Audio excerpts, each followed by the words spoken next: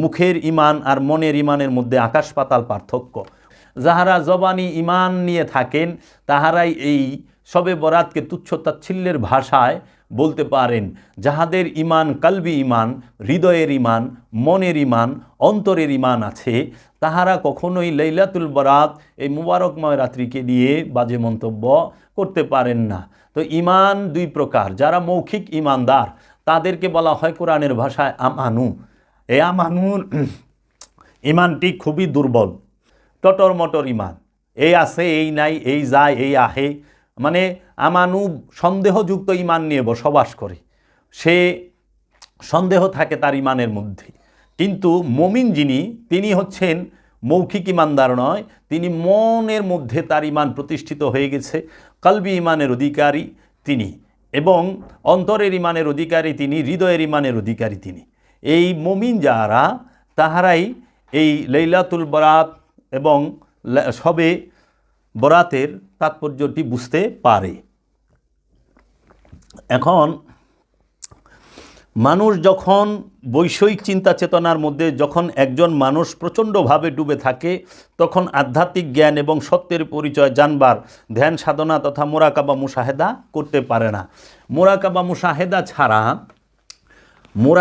মুশাহেদা ছাড়া তথা দায়েমি সলাৎ ছাড়া, আপন রসুলের ধ্যান ছাড়া, আপন রসুলের অনুসরণ ছাড়া কেউই এই দায়েমি সলাৎ মুরাকাবা মুশাহেদা ছাড়া এই লাইলাতুল বরাত অর্থাৎ লাইলাতুল বরাত তথা শবে বরাত অথবা লাইলাতিম মুবারাকাতিন, এই যে মুবারক বরকতময় রাত্রির সন্ধান এবং রাত্রি তাৎপর্য বুঝতে পারে না।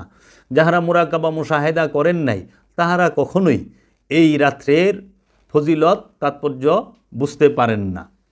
তো এখন আমরা যে বৈষয়িক চিন্তা ভাবনা চেতনার মধ্যে যখন একজন মানুষ প্রচণ্ডভাবে ডুবে থাকে, তখন তার আর এই সাধন ভোজন মুরাকাবা মুশাহেদা দায়েমি সালাত ভালো লাগে না।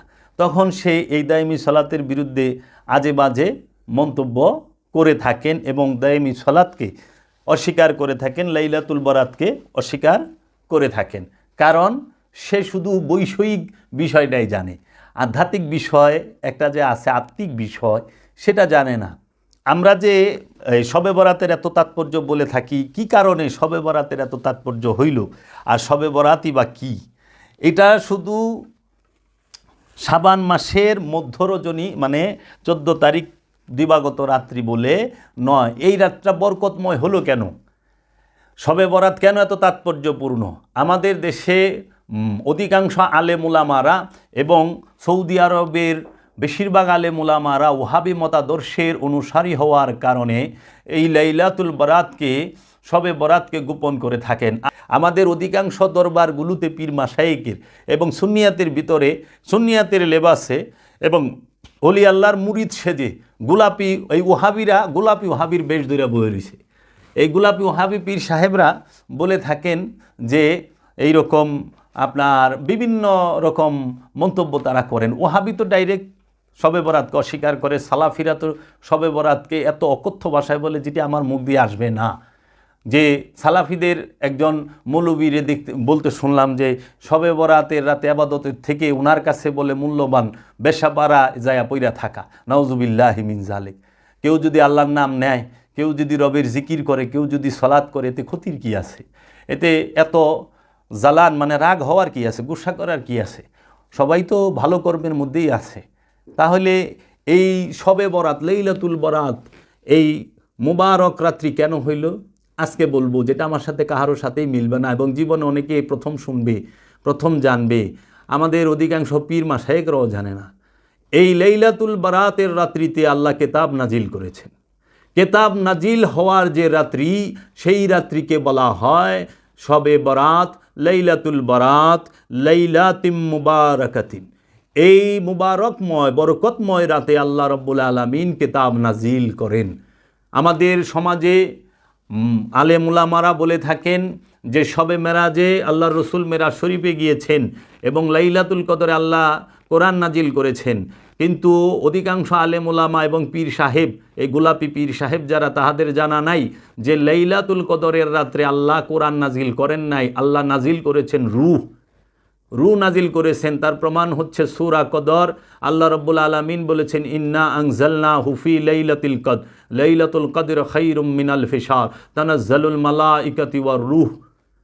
আল্লাহ ফেরেশতাদেরকে নাজিল করেন কদরের রাতে এবং রূহ নাজিল করেন। এই রূহের বাংলা অর্থ, বাংলা অনুবাদ কইরা থুইছে এই কানা মৌলবীর দল, এই বেতনখোর মোল্লার দল, ওহাবির দলেরা কোরআনও আরবি শব্দ, রূহ আরবি শব্দ।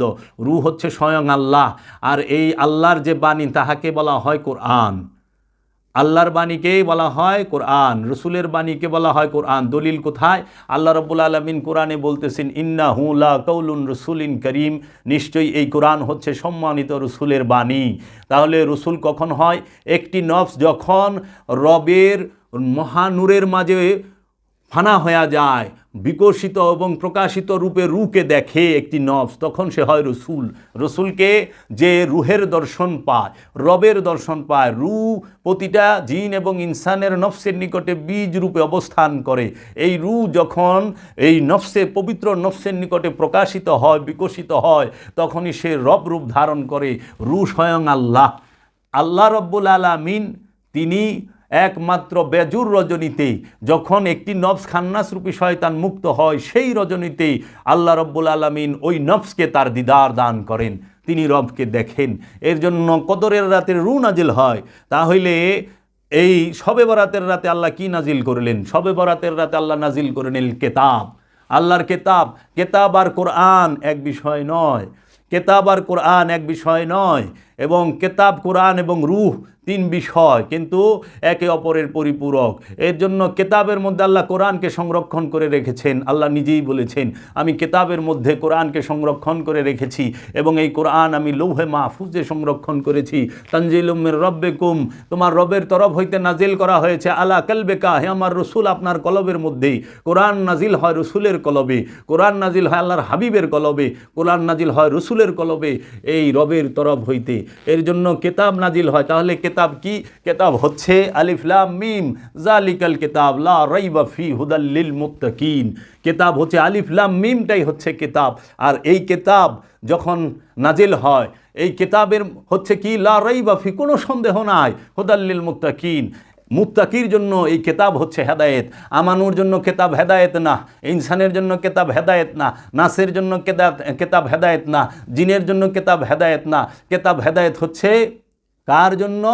কেতাব হেদায়েত হচ্ছে একমাত্র মুত্তাকির জন্য। তাহলে এই কিতাব কি? আলিফ লাম মিম, আলিফ লাম মিমটাই হচ্ছে কিতাব। এখন এই কিতাব যেই রাত্রে নাজিল হয় তাকেই বলা হয় কি? শবে বরাত, ভাগ্য রজনী। এই ভাগ্য রজনীতে একটি নফস, সে তার মধ্যে সে কিতাবকে প্রকাশিত এবং বিকশিত হইতে দেখে, কিতাব তার মধ্যে নাজিল হয়ে যায়, তখন সে এই কিতাব শিক্ষা দিতে পারে। এই জন্য একজন সাধক যখন কিতাব পাঠ করে, তখন এই কিতাব পাঠ করতে করতে করতে করতে সে কিতাবের পরিপূর্ণ সাক্ষাৎ দিদার পায়। কবে? এই লাইলাতুল বরাতের রাত্রে। তাই এই লাইলাতুল বরাত, এই শবে বরাত হচ্ছে বরকতময়।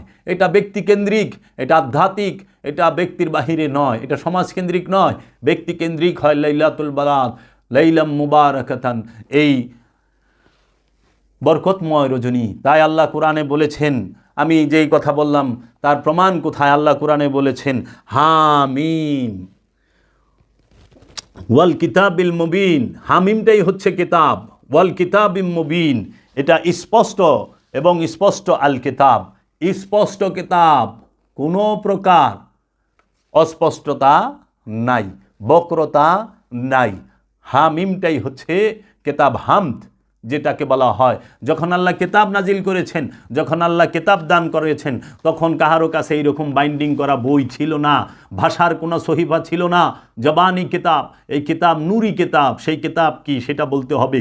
ঈসা রুহুল্লাহ কেতাব নিয়ে আগমন করেছেন, তিনি বাইন্ডিং করা এরকম ভাষার কোনো বই নিয়ে আসেন নাই, হিব্রু ভাষার কোনো কিতাব নিয়ে আসেন নাই। মুসা কালিমুল্লাহ কিতাব নিয়ে এসেছেন, আল্লাহ রাব্বুল আলামিন মুসা কালিমুল্লাহকে তাওরাত কিতাব দিয়েছেন, ঈসা রুহুল্লাহকে ইঞ্জিল দিয়েছেন এবং জবরুদ কিতাব দিয়েছেন দাউদ নবীকে।